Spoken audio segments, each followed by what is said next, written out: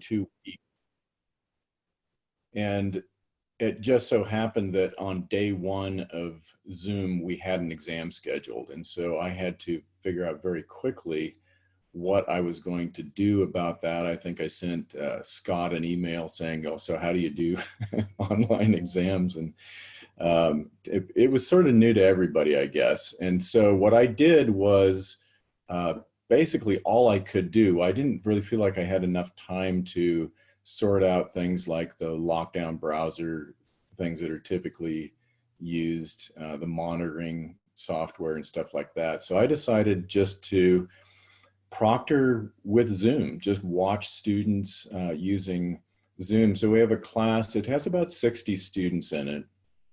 We have 2 instructors, and then we enlisted the help of one of our undergraduate teaching assistants. And so we had 3 proctors watching 60 students. What we did, well, first off, since it was like day one, we realized the students probably did not have any knowledge about how to use Zoom at all. And so we actually invited them to a test your system meeting on the Sunday evening prior to that. I mean, this is not something that you would have to do now because, you know, everybody's pretty accustomed to the environment, but at that time they were not. And so we wanted to make sure that they had the equipment, so everybody had a camera and things like that. The way we set it up, we gave them instructions on how to set their cameras. And so we wanted to be able to get a full view, and we've perfected that over time. The first time through, we were a little bit forgiving because we had no way of knowing whether students would be able to move their cameras or anything like that. We know some of them are on laptops, some of them are even on phones, and so we didn't really know what to expect there. But we laid out some fairly explicit instructions that you had to be in full view of the camera for the entire meeting. And so we did say, you know, if you have any personal needs, you better take care of them before the exam. We get this during face-to-face exams. Much to my surprise, students needing to get up and go to the bathroom. It just seems like not very good planning, but what are you going to do? So we made that a rule, and we have not had any exceptions to that. No one has expressed any desire to leave the camera view during an exam. The exams are 60 minutes long, and so everybody has to, of course, mute their audio, otherwise it would be kind of chaotic. But they're required to remain on video. They were allowed to use a crib sheet. So in our exams, we have a corporate crib sheet. We provide a 1-page summary of equations that they might need. The one glitch there, we asked them to print that out so they wouldn't be looking at their computers, but some of them don't have printers. And so we allowed some of them to use it remotely. The exam itself was done as a Canvas assignment. So it became available right at the instant that the exam was scheduled to start, and they got access to it. And then the way that we handle asking questions, if they needed questions of clarification on the exam problem, then they could do that through the chat. And so I set the chat so that students could chat only with the host.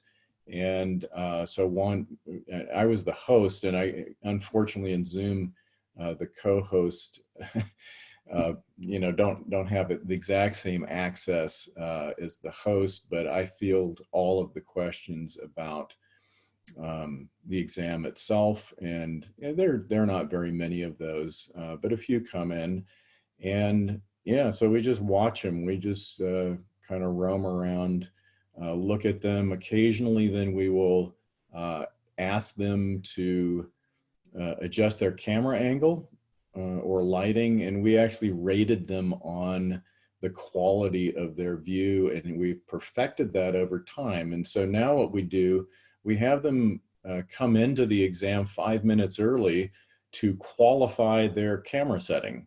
And so we give them advice on the lighting. If they have a window behind them, it's terrible. They're just a shadow of their former selves. And so we make suggestions to get the camera far enough away that we can kind of see the stuff we need to see. It'd be nice to see them, kind of from desktop up.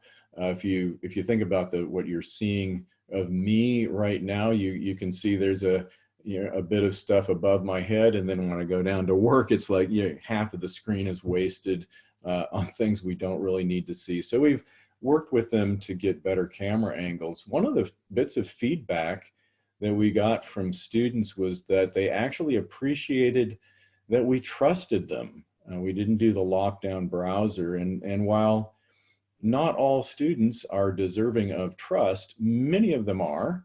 And so I think, creating an environment where we weren't kind of assuming everybody was a criminal was kind of refreshing. And I think over time, the students probably would adapt to that environment, and there would be maybe a drop in the integrity over time.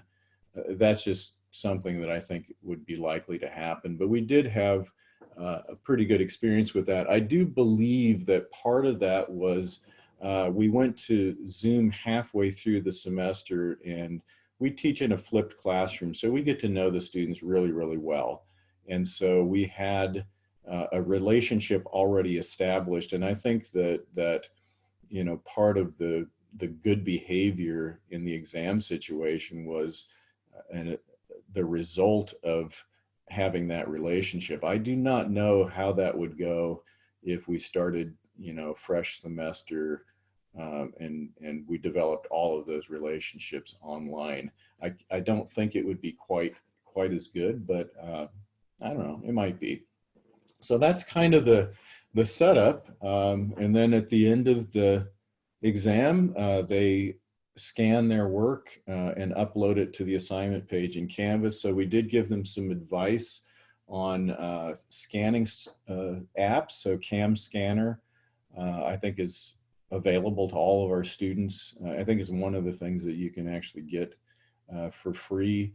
We did give advice that they needed to scan and save as a PDF, and then we wanted all pages of their work in a single PDF, because if you have multiple pages, it creates kind of a headache for the grader in SpeedGrader in Canvas. But if it's a single document, it's not so bad. One of the things that we discovered, of course, anytime you scan something or take a picture of it, then and you want to transmit the file, you get asked the question, well, what size file would you like me to send? Small, medium, large, or actual size? And what we discovered was that small and medium the resolution is inadequate. And so some of the written material, you can't really distinguish it well enough. And so we've added the advice that when that time comes, choose either large or actual size for the file, and then the scanned document is readable for the grader. So that was kind of a glitch. It didn't really turn out to be a problem for too many cases, but the grader pointed that out right away. And so we've adjusted that. So it's been a story of trying stuff out and adjusting on the fly. But I'm pretty satisfied with the environment and pretty satisfied with the results. The students seem to be okay with it. One experience worth mentioning is one of the exams, it seemed like it was a little longer than others. And so I did the generous thing of saying you can have 10 extra minutes, and it's all within the 75-minute time period. So we weren't asking them to stay on for time that wasn't already scheduled. But one of the students that has some learning issues basically freaked out. And, so I did the best I could to manage that, so she got quite stressed and then, couldn't really think straight. So I suggested that she just do the best that she could, that if she needed to, we would do a follow-up makeup, which we eventually did. But no good deed goes unpunished. You need to be very careful about, changing any parameters in the environment. And I think that's true in general, but I think it's doubly true through the Zoom environment. Thanks, Keith. I had a couple of questions. So you had mentioned them scanning and uploading, and I'm assuming they're doing this while Zoom is still running? Yeah, so the requirement was that you must remain on Zoom through the end of the exam and while you are scanning your documents. So we actually watch them doing their scans as well. And then what was your class size and how many TAs? About 60 students, and then we had 2 instructors and 1 UGTA. So it's about a 20-to-1 proctoring ratio. You could do better. I mean, we have more UGTAs available to us, and at some point you could think, yeah, if you just have more people watching, that would be okay. But you sort of realize the need as you're in the heat of battle. So there are some students that you realize you just don't really need to be watching very closely, and you get the gallery view, so you can see 25 students at a time, and you can see them pretty clearly, even in the the 1/25th of the monitor that you have devoted to it. So you actually can really watch quite a lot of action, with very few people. And we've never felt like, the 3 was too few.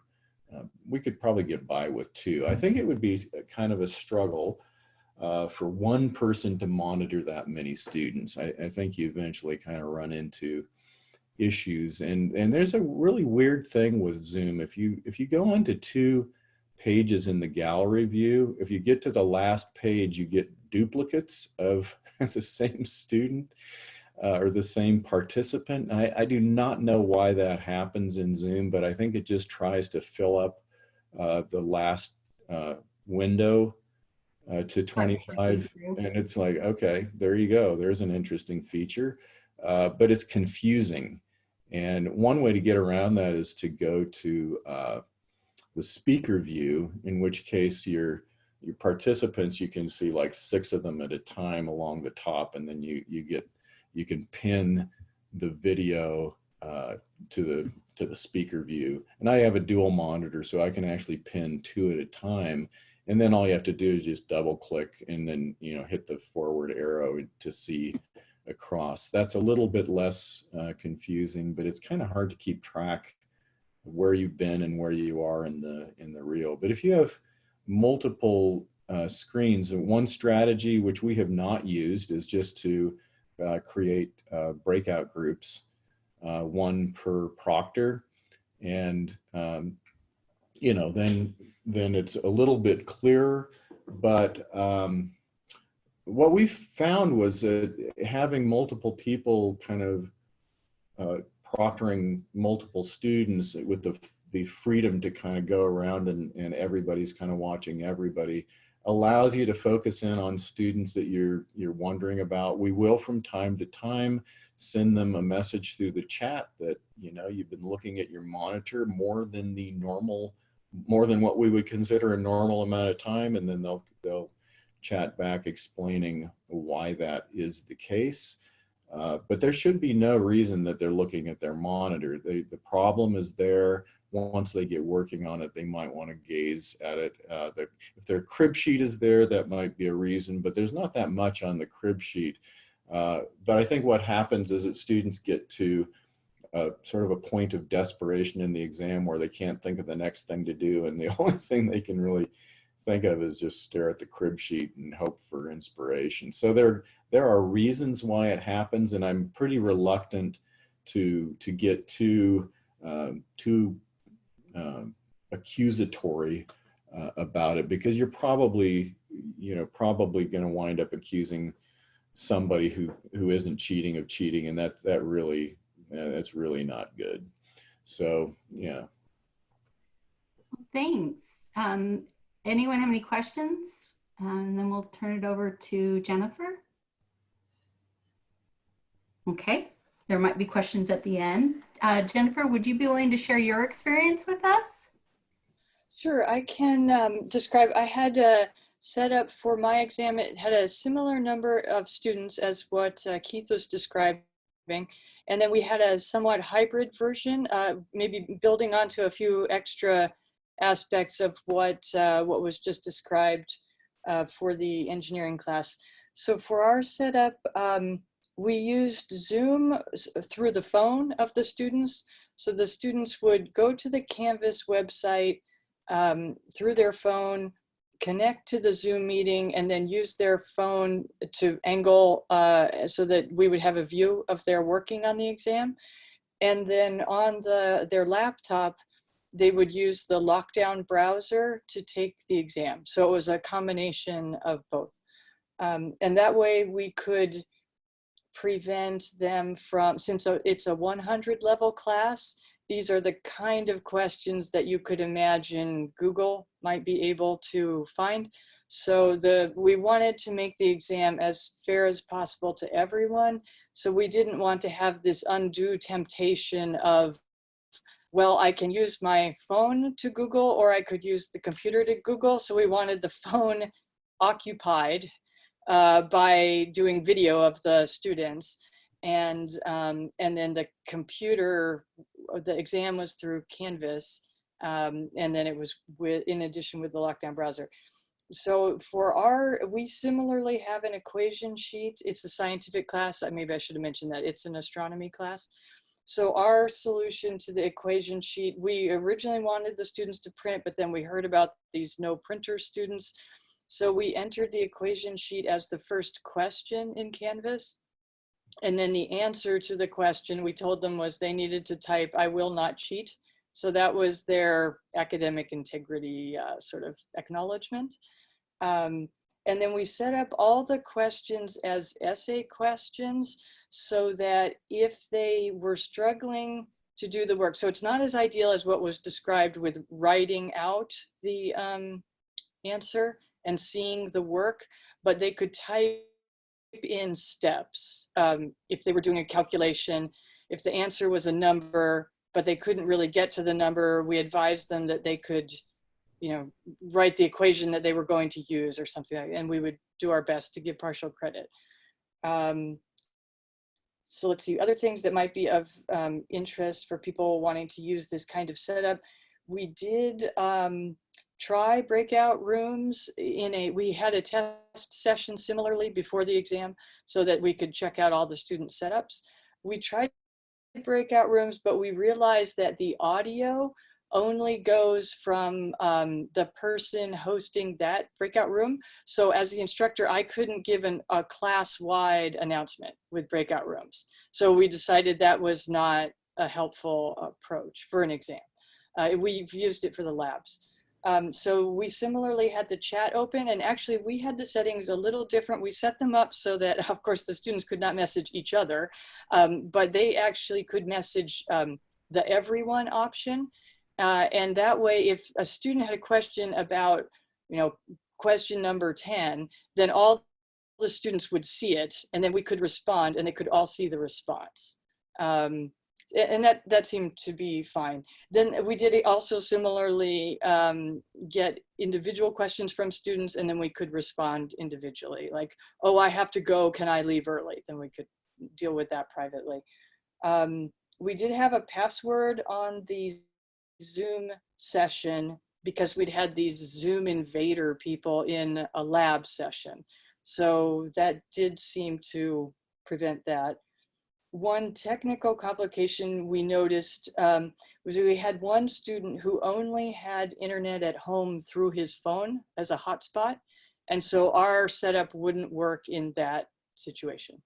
So he went to find Wi-Fi, and then we were prepared to let him just take the exam with the lockdown browser if he couldn't find a solution.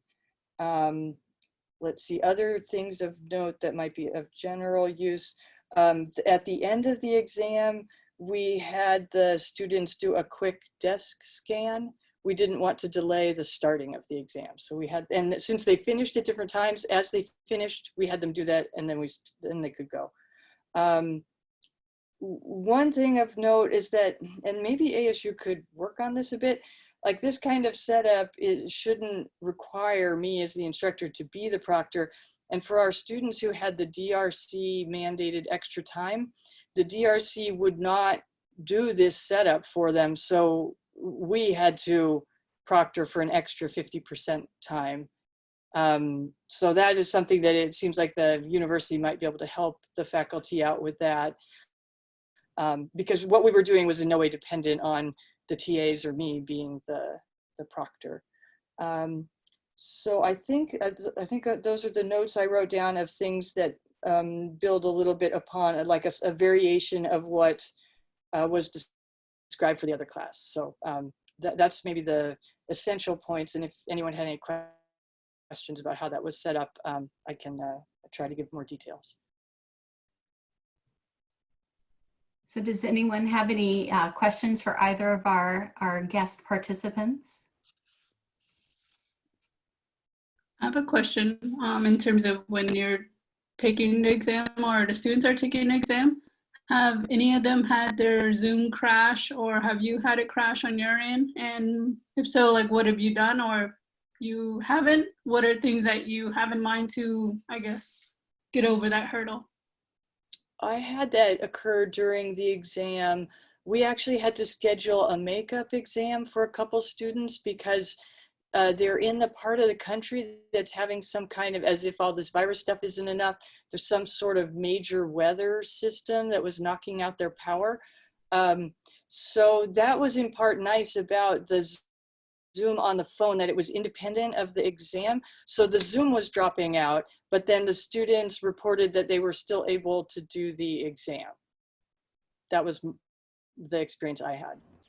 Yeah, we have not had Zoom crash, fortunately.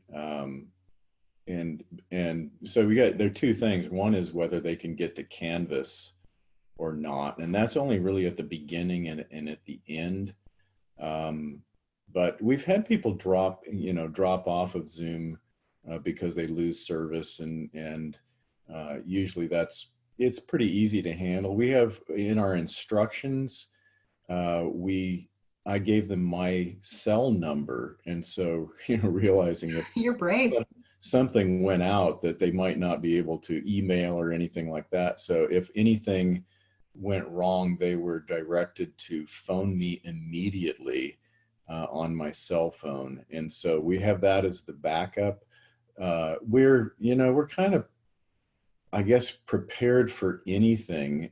But I think sort of the last resort would be, okay, this is not working out. We'll just reschedule you for another exam later, a makeup. And while we haven't done that, except in that one case that I mentioned, it's always possible to do that. I think you don't want to be thinking up what you're going to do when the incident is happening.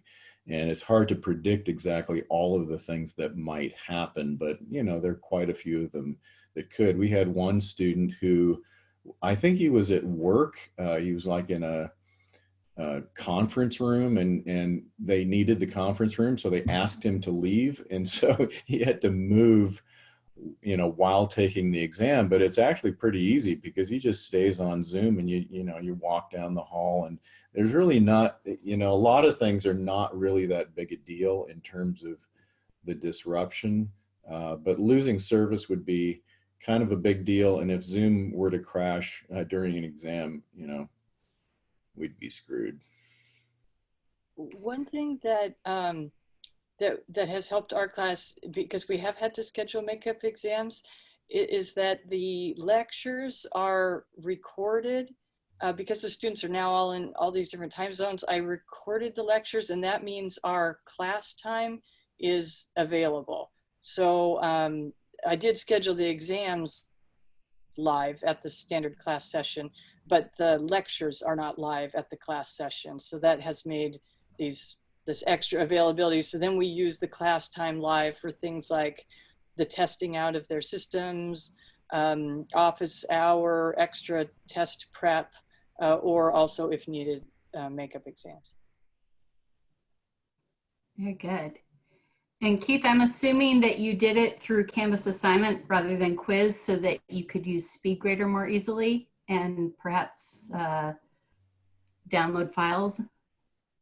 Yeah, and you know, part of that is because I don't yet know how to use quiz in Canvas. So maybe if I were better at No, it's actually a good practice for your exams, since there is a lot of writing. Really, they just need to see the questions. Yeah, well, it's very similar to what we have them do for their homework problems. So they do those and upload a PDF, either scanned or electronically created. And so the grader's already in the mode of looking at the information that way. So it seemed like a pretty natural thing to do. Yeah, I know that the file upload within quizzes, it's not as nice or as easy to grade. So made a wise choice there. I did use the quizzes option because each question was an essay question. So it meant nothing could be automatically graded. And I have to say, SpeedGrader is anything but speedy. It was difficult. I mean, even maybe as you can put in a request to Canvas, I understand they can do that once a year or something. Even just grading quickly the question where all they did was type, "I will not cheat." The mechanics of you have to click about 3 times for any given question. So just to mechanically click through each student for the 63 students, I timed it and it was about 40 minutes for this one question that was, so anyway, it's difficult, this Canvas grading. Yeah, it's one of the reasons I think it is helpful to do things as an assignment, so you can have the one file and just, you know, grade one completely going down without having to do a bunch of clicking to access different questions. One of the things that is also nice that I get the alerts on my phone from Canvas, and so I can just watch them submitting their exams. You can kind of see them come in. You can also pop open SpeedGrader, and it starts to populate as they're submitting as well. Once they get going, it's kind of hard. The phone one though is pretty nice because you can see who's submitting quite early. That's usually not a great strategy, but students do it anyway. They've got time left and they submit. They could check their work, but they don't want to do that for reasons I do not understand. We do require them to remain on Zoom until the time's expired because we don't want them getting off Zoom and then having back channel conversations with other students. Makes sense. Well, we're getting near, we're at our time. Is there anyone that has any further questions for our 2 experts here? All right. Well, we appreciate you, Keith and Jennifer, for sharing your experiences with us. And if you have any tips or handouts that you share with the students, we'd love to get copies of those. But yeah, I wrote up a document for Art Blakemore that included the exams and also how we run recitations and things like that. And Marcus Herman requested it because Kyle was assembling something, and I'm guessing some of you have something to do with that, so I don't want to be redundant, but I do have a little short document that I could share. That would be great. All right, well, if no one has any other questions, we greatly appreciate you all being here today and hope the rest of your day goes well. Thank you.